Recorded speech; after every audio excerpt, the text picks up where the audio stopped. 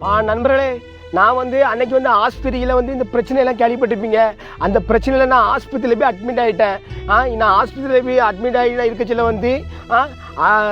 இந்த பரமக்குச்சியில் விபி ஜெயக்குமார் அவங்க ஆட்களை வச்சு எங்கள் அப்பா அம்மாவை மிரட்டி, என் தம்பி பிள்ளைகளை மிரட்டி, அது போக என் வீட்டை உடைச்சி வாங்கி அநாரியமான வேலை பண்ணியிருக்காங்க. என் வீட்டை உடைக்கிறதுக்கு அவருக்கு என்ன லைட் இருக்குது? நான் கட்சி பிரச்சனையில் போனேன்னா, நான் மற்ற பிரச்சனைக்கும் சொத்து பிரச்சனை அதை நான் ஹைகோர்ட்டில் போட்டிருக்கேன். எனக்கு தீர்ப்பு வந்திருக்கு. 30 பேரை திரட்டிட்டு என் வீட்டை உடைச்சி, என் திண்டை உடைச்சி, என் சகத்தொட்டியை உடைச்சி எல்லாத்தையும் அநியாயம் பண்ணியிருக்காங்க பாருங்க.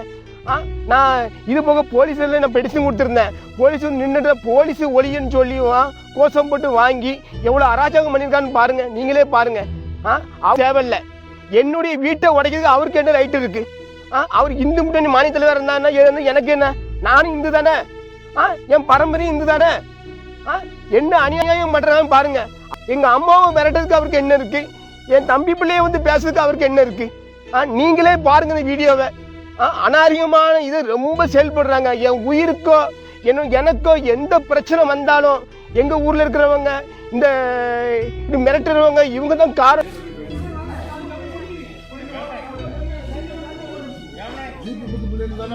ஆமா எடுக்கணும்.